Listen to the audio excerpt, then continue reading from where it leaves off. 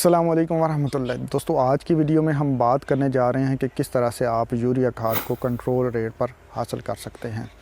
मैं हूं डॉक्टर जमील शफ़ी और आप देख रहे हैं प्लांट क्लिनिक्स का यूट्यूब चैनल। दोस्तों, आज की वीडियो बहुत ही इम्पॉर्टेंट भी है और आप इसको सीरियस नहीं भी ले सकते हैं, क्योंकि चंद एक चीज़ें आपके सामने रखूँगा, आपने उनको मद्देनज़र रखना है। आप मेरे साथ एग्री भी कर सकते हैं और डिसएग्री भी कर सकते हैं, या फिर मुझे गाइड भी कर सकते हैं। मैं अपना पॉइंट ऑफ व्यू आपके सामने रखने जा रहा हूँ। तो दोस्तों, चूँकि गवर्नमेंट का एक रेट होता है खादों का, और वो उसको खाद को का रेट तय करती है, और फिर उसके मुताबिक जो है वो किसान को बताया जाता है कि जी आपको यूरिया खाद जो है वो इस रेट पे मिलेगी। लेकिन हम पिछले कुछ सालों से ये देखते आ रहे हैं कि अगर जब यूरिया का रेट जो था वो 1800 था तो किसानों को 2400 रुपये में मिल रही थी। फिर जब 2400 रुपये हुआ तो किसानों को 3000 में मिलना शुरू होगी। फिर 3200 रुपये हो गया तो किसानों को 3600 रुपये 3800 रुपये मिलना शुरू हो गई। फिर 3400 रुपये और कुछ हो गया तो किसानों को जो है वो 4400 रुपये में और इस रिलेटेड जो है वो मिलना शुरू हो गई। अब हालात ये हैं कि जो भी गवर्नमेंट तय करती है उस रेट पे खाद का मिलना तकरीबन नामुमकिन हो जाता है। अब इसकी वजूहात क्या हैं, इसको इन्वेस्टिगेट करने की हमने कोशिश की।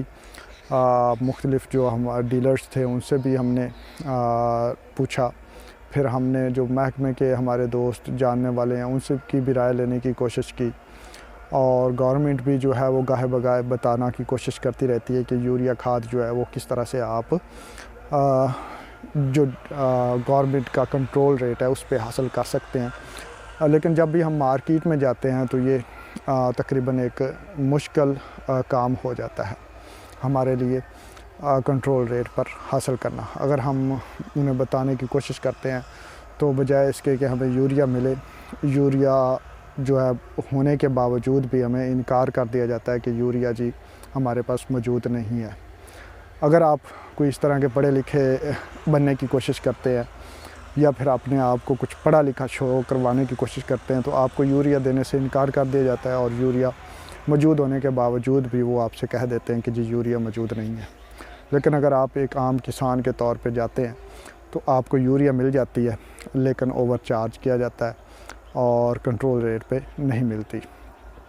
अब जो मेरी ऑब्ज़र्वेशन है, यूरिया आपको कंट्रोल रेट पर लेने के लिए जो करना पड़ेगा वो आपको एक बेहतरीन रेफरेंस, अगर आपका कोई वज़ीर जानने वाला है, कोई सेक्रेटरी जानने वाला है, कोई सेक्रेटरी एग्रीकल्चर जानने वाला है, या कोई पावरफुल बंदा जो है जिसका एक इस पूरे सिस्टम के ऊपर दबदबा है, तो आपको यूरिया जो है वो कंट्रोल रेट पे मिल सकती है। इसके अलावा अगर आप चाहें कि एक गरीब किसान के तौर पर या एक आम किसान के तौर पर आप जाएं और यूरिया को कंट्रोल रेट पर हासिल कर लें, तो मौजूदा जो हालात हैं उनमें ये तकरीबन नामुमकिन है। और आपको जिस रेट पे यूरिया मिल रही है थोड़ी सी बारगेनिंग करके उस रेट पे ही आप ख़रीदने पे मजबूर है।